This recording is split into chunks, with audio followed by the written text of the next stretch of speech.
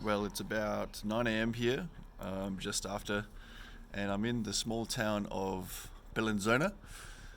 So I'm on the other side of the Alps now. I crossed over Gotthard Pass yesterday in the morning, and yeah, now I'm on my way down to Italy. So yeah, the last 24 hours has been pretty awesome. Well, the last 48 hours have been pretty awesome actually.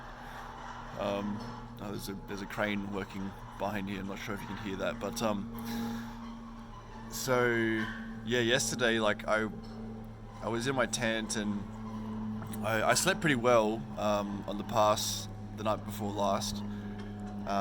It was reasonably cold, but I was pretty warm in my sleeping bag and wearing my thermals and stuff, so it wasn't too bad. I was pretty comfortable. But I woke up in the morning because I was woken up by the alarm clock of a bunch of bells ringing, and here in Switzerland, most of the cows and the sheep and the goats and stuff have bells around their necks. It's a way for the shepherds to keep track of them. And so, yeah, I was woken up at about 6 a.m. by all these bells kind of clanging around my tent. And I wasn't sure what was going on because there weren't that many animals around my tent when I went to sleep. And so I kind of like opened up my tent, just peeked under the rainfly, and there was about 50 or so goats just like 1 meter from my tent. And as soon as I lifted up the fly, they all kind of stopped and stared straight at me, and they were like, "Who's this guy? What's he doing here?"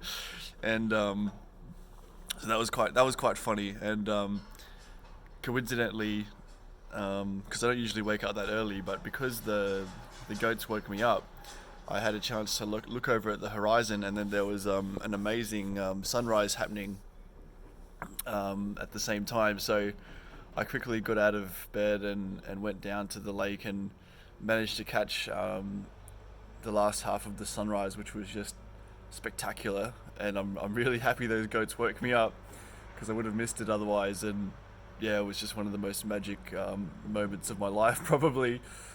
Sitting there up in the Alps and watching the sunrise over the mountains and the lake. Oh, it was so awesome. And then kind of as I was watching the sunrise, a shepherd walked up to tend to his flock, and he came over and he started feeding his goats, and I watched him for a while, and then he sat down and started having an apple for breakfast.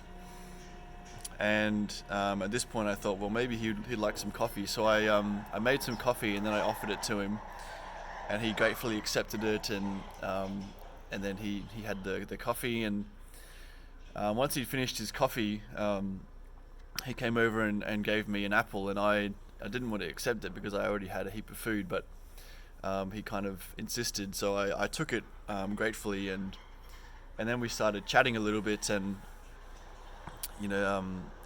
he was actually from Romania, he said, and he spoke Italian and Spanish, and probably a little bit of German as well, but he didn't speak much English, so it was hard for us to chat, but we did chat for a little bit, and his name was Alejandro, and that was quite interesting, interacting with this guy who, his way of life is coming up into the mountains probably most days, and looking after his flock, and it's just a completely different way of living, and it's really interesting interacting with people like this. And he had his binoculars, so he was like looking out and pointing out like eagles and other sheep that he had up on the mountain. And he actually he also pointed out a wolf. So he thinks that he saw a wolf up on the mountains. I personally couldn't see it, but I'm sure it was there. And yeah, it was quite cool because you tend to think that people who like a shepherd might be someone who's kind of uneducated, but he was obviously quite intelligent, and he spoke several languages, and was able to chat to some other construction workers who ended up coming as well. So in the end, there was probably four of us up at that little campsite that I had picked, which was quite unexpected because I thought I was going to be the only person there. But at 7 in the morning, there was four of us up there. And so Alejandro was going around and talking to everyone, and everyone knew him. And, obviously he was quite a educated man for a shepherd, and just kind of breaks down barriers between different ways of life. It's just interesting interacting with people like that. Eventually, after sharing breakfast with Alejandro, I did eventually pack up and then headed back down the mountain. Well, headed back down the path away from the lake. And there was a few hikers coming up to start the hike that I had started yesterday, quite early in the morning. So not sure if they got up there, but they looked like they were pretty serious about it. And I think a lot of them were pretty surprised to see me riding down in the morning. So that was kind of funny. And then pretty soon after that, I got to the actual pass itself. And as I kind of rolled up, there was two other young fellas at the pass as well. So I stopped and chatted with them for a bit. And they had just climbed up, they climbed up about half of the mountain that morning. And turns out they were from Belgium, and they had ridden down, from Belgium. One of them is going potentially to Turkey as well. And the other guy has just a couple of weeks, so he'll probably head home from Italy. But we're all following the same trail, actually, the Eurorail number 5. So that was kind of interesting, and I chatted with them for a while, and eventually said farewell because I wanted to keep going down the pass. I was pretty keen for that massive descent, so I left them and took down what they call the old road, or the Roman road, which was kind of next to the new highway, and it's all the old cobblestones, and it's like a big winding serpentine kind of road like this, through the mountains, heaps of switchbacks, and it was just absolutely incredible. Basically had to stop at every corner to take a picture and admire the view because it was just so nice. And so I ended up bumping into the two Belgian guys quite a few times because we both kept stopping at the same points. And then after that road finished, it was just a massive descent all the way back down into the valley. So I probably got up to 50 or 60 k's an hour going down that hill, and my brakes started squeaking a little bit, so I'm not sure. I was a little bit worried that they might give out on me, but they did hold up, so I might have to replace the brake pads soon, because I'm not exactly sure how much longer they have left. But I did make it to the bottom, and sat at a nice lake shortly after that, around 11 a.m, and had an Italian coffee, because basically after crossing the Alps, everything turned Italian. People started speaking Italian, and it feels like Italy, even though it is still technically Switzerland. And while I was having the coffee on the lake, the two Belgian guys came up again, and we chatted for a bit longer, and then again I departed and left them to have their lunch, and I kept going, and I rode for a bit longer, and it was just a beautiful day, and couldn't have been any better. Actually, it was just perfect.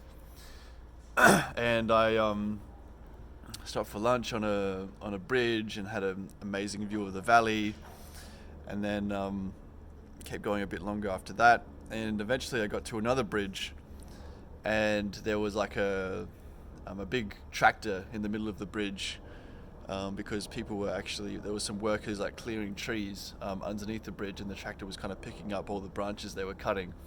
So I was kind of stuck at this bridge because there was no other way to cross, and the tractor was in the middle of the bridge, so I couldn't get past it.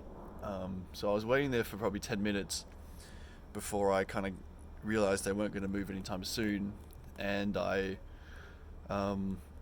took my bags off, and one of the workers helped me to carry the bike past the tractor, which was nice of him. And then I got to the other side, and I was putting the bags back on, and as I was doing this, the two Belgian guys arrived at the other side of the bridge, and they were also kind of scratching their heads on how they were going to get past.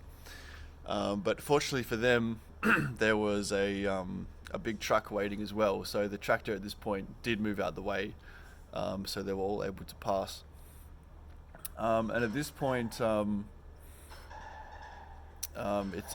it made sense for us to all just ride together because we kept bumping into each other. So I cycled with those two Belgian guys for another like 25k or so to this town of Bellinzona.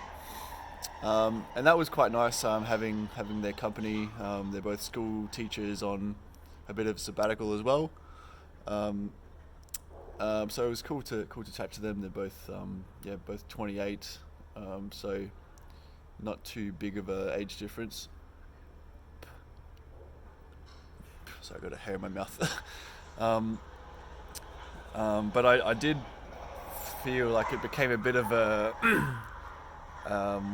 what you call it, like not a race, but like we were kind of drafting each other for quite a bit because there was a bit of wind, and I felt like I was spending too much time like looking at their backs rather than looking at the mountains. So maybe that was my fault, but it kind of took away a bit from the scenery, which was a bit of a shame. But eventually they stopped at a supermarket to to restock, and I was going to my host place here in Bellinzona. So I did some admin while they were in the supermarket and waited for them to come back, and then eventually we said farewell. There was no room for them here at the host place, so I left them and I came here, got the key for the house, and then went back into town pretty much straight away and met up with Manuel, who was the host Daniel's son, and he had just finished work, so he took me on a little tour around town, which was really nice. And we saw some like really old castles and old historic parts of the town, which was really quite cool. And then we came back to the house and had a nice like Italian risotto, mushroom risotto for dinner. And I met Daniel, who's quite a character. He's lived in dozens of countries, it seems, working as like a power plant engineer. Speaks several languages. They've both done a bunch of unicycling.